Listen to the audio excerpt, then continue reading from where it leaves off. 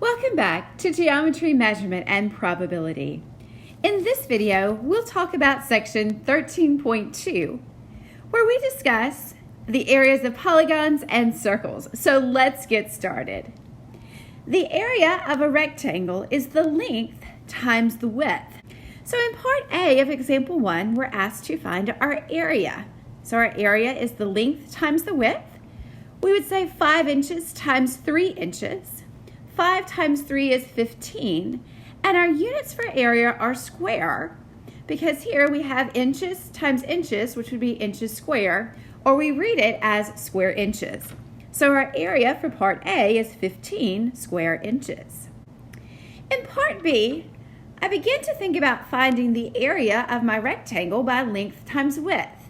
However, I notice that my units are not the same for the two sides. So the first thing I need to do is make sure that my sides are measured with the same units. I'm going to choose to change the 0.2 meters to centimeters. As we discussed in our last section, 1 centimeter is the same as 0.01 meters, and I'm using the unit ratio here. The meters cancel out. Type in 0.2 divided by 0.01, and that gives us 20 centimeters for the length. So our area is length times width, 20 centimeters times 4 centimeters, and this will give us 80 square centimeters. The area of a parallelogram is the base times the height. The height is a line that goes perpendicular from a side to the side opposite of that. The base is the side that the height is perpendicular to. The area of a triangle is 1/2 base times height, because a triangle can be half of a parallelogram. So let's find the areas of triangles and parallelograms. In part A, we have a parallelogram. The area of a parallelogram is the base times the height. So let's look at our figure and decide what's the base and what's the height. 4 centimeters is the height because that's the piece that is perpendicular to 16, which is our base. So our area is 16 centimeters times 4 centimeters, and this gives us 64 square centimeters.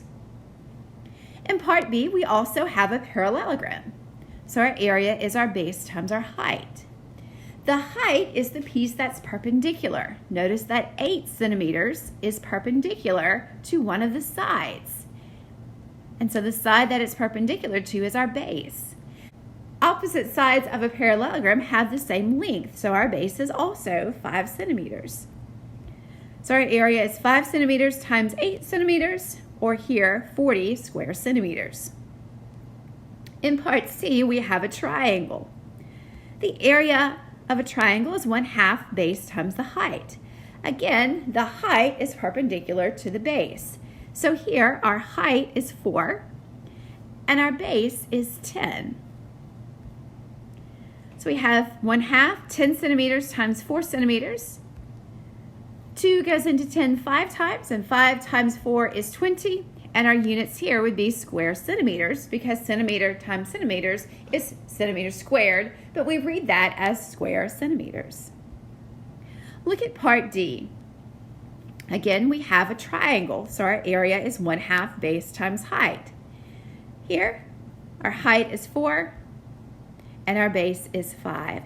Now, because the height is part of the triangle, it really wouldn't matter for this problem which one you label as base and height. So here we have 1/2, 5 centimeters times 4 centimeters. 2 goes into 4 2 times, and 5 times 2 is 10, and our units here are square centimeters. Look at part E. Again, we have a triangle. Our area is 1/2 base times height. Our height here is 4 centimeters. The piece that's 4 centimeters has to be the height because it's not part of the triangle, and the 2 has to be the base because the base has to be part of the triangle. The height may or may not be part of a triangle, but the base always has to be part of the triangle. Here we have 1/2. Our base is 2 centimeters times 4 centimeters. The 2's cancel out, and that leaves us with an area of 4 square centimeters. Next, we have the area of a trapezoid. The area of a trapezoid is 1/2 height times base plus base. Now the bases of a trapezoid are the two sides that are parallel to each other, and the height runs between the two bases and is perpendicular to one of the bases.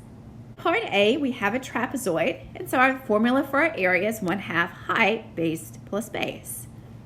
4 centimeters is our height. It runs from base to base, perpendicular to one of the bases. And then we can label either of the bases B1 or B2. So I'm going to label the top B1 and the bottom B2. So we have 1/2 times 4 centimeters, and then in parentheses we add the two bases, so 12 centimeters plus 16 centimeters. 12 centimeters plus 16 centimeters, that's 28 centimeters. 2 goes into 4 2 times, and 2 times 28 is 56, and our units here are square centimeters. Always be sure to include your units. Now look at part B. We have a trapezoid, so we'll be using our same formula. Our area is 1/2 the height times base plus base. Now notice here the height's not given to us, so we're going to have to work a little magic to find that height.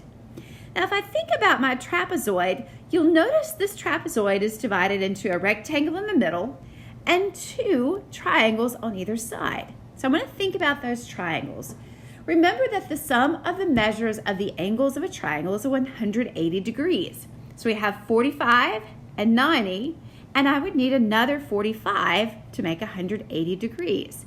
The same is true for that other triangle. Again, this is because the sum of the measures of the angles of a triangle is 180 degrees. Now notice that 2 angles of a triangle have the same measure. And so these triangles are isosceles triangles. This tells me that 2 sides are going to be the same. So AE is also going to be H, just like BE was. And DF is H, just like CF was H. Then EF is 2, because the opposite sides of a rectangle have the same measure. Now I can find H. 8 is H plus 2 plus H. Add your H's together. Those are alike terms, gives us 2H. Bring down the plus 2. Subtract 2 from both sides. Divide both sides by 2, and we get that H is 3, or 3 centimeters here. I have my base, and my height. So my formula for my area is 1/2 height, base plus base. The top we'll call B1, and the bottom we'll call B2.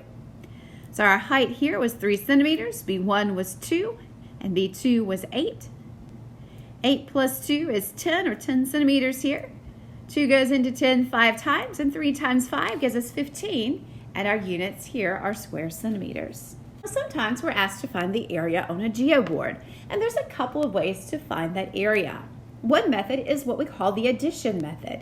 We divide the area into smaller pieces, and then we add those smaller areas together. For instance, look at the shape on the right of your screen. I'm going to divide the shape into smaller pieces. So notice I followed the dots to make grid lines here. As I look at this, I have 17 different squares. And the formula for finding the area of a square or a rectangle is length times width. Plus, I also notice I have 4 triangles that are all the same measure. And the formula for finding the area of a triangle is 1/2 base times height. So let's think about our squares or our rectangles here. One side has length 1, and the other side also has length 1. We count the space between the dots, not the dots themselves. Then we have 4 times 1/2, and I want to think about the triangle. I'm going to think about the triangle at the very bottom with the 4 in it. The base is 1, and the height is also 1. Again, we count the space between the dots and not the dots themselves. That's how I get 1. And so here we'd have 1 times 1. 17 times 1 times 1 is 17. 2 goes into 4 2 times, and 2 times 1 times 1 times 1 is 2. And that gives us an area of 19. We don't know what our units are here, so we just say 19 square units. Now there is another method we can use to find our area on a geoboard, and that's the rectangle method. We make a rectangle that encompasses our shape, and then we subtract out the areas of the shaded region. So look at our figure. So first, I'm going to make a rectangle that encompasses my shape. The area of a rectangle is length times width. So I think about the length. Again, I count the spaces between the dots, not the dots themselves. So one side has a length of 4, and the other side also has a length of 4. 4 times 4 is 16. Then I start with that 16, and I'm going to subtract out the unshaded regions. So I want to think about those unshaded regions. Notice here I have a rectangle in the top left-hand corner. I also have 3 triangles that are the same size, and I shaded those 3 triangles in green. And then I have another triangle that's a different size. Formula for area of a rectangle is length times width. The area of a triangle is 1/2 base times height. And notice I use a different notation for my base and my height for my other triangle. Because it has sides that are different lengths, I used a capital letter rather than lowercase letters here. So the length and width of my rectangle in the top left-hand corner is 1. Then let's think about the base and the height of the green triangles. So I'm going to look at the top right-hand green triangle. One side has a length 1, the other has length 2, and so 1 times 2. Then let's look at the bottom right-hand triangle. One side has length 2, and the other side has length 3. Again, we count the space between the dots and not the dots themselves. Then I simplify. 1 times 1 is 1. Our 2's cancel out, and 3 times 1 times 1 is 3. And the last term, the 2's cancel out, and 1 times 3 is 3. When we subtract, we get 9, or 9 square units. Always be sure to include your units. We don't know what the units are, so we just call them square units here. Let's look at one more example with the Geoboard. Again, I'm going to use the rectangle method and subtract out the unshaded regions. So first, I start by drawing a rectangle that encompasses my figure. The area of a rectangle is length times width. Now here, one side has length 4 and one side has length 3. Again, count the spaces between the dots and not the dots themselves. And so my area here is 4 times 3, or 12. To find my area, I start with 12 and I subtract out the unshaded regions. So let's think about the shapes that we see in those unshaded regions. First, I see a couple of rectangles. There's one in the top left and one in the bottom right. So I have 2 rectangles that I shaded in blue. Then I notice I have some triangles. So these green triangles have the same size. So I have 2 triangles that are the same size. I have 2 purple triangles that are also the same size. And then I have 1 large triangle. Fill in your formulas for your area. The area of a rectangle is length times width, and the area of a triangle is base times height. Now you'll notice here I used a subscript B1H1 for my first triangles, B2H2 for the second triangles, and then B3H3 for that last triangle. Look at your blue squares. The blue square has a length of 1 and a width of 1, so 1 times 1. Minus, and then let's look at the green triangles. The base is 1 and the height is 1. And look at the purple triangles. One side has length 1, side has length 2, base is 1, height is 2. And then look at the big triangle at the bottom. We have 2 and 3. So the height is 3 and the base is 2. And then simplify. 2 times 1 times 1 is 2. In the next term, the 2's cancel out. And 1 times 1 times 1 is 1. In the next term, the 2's cancel out. And 1 times 1 times 2 is 2. And in the last term, the 2's cancel out. And 1 times 3 is 3. When you subtract here, you end up with 4 square units. In our next video, we'll pick up with finding the area of a circle.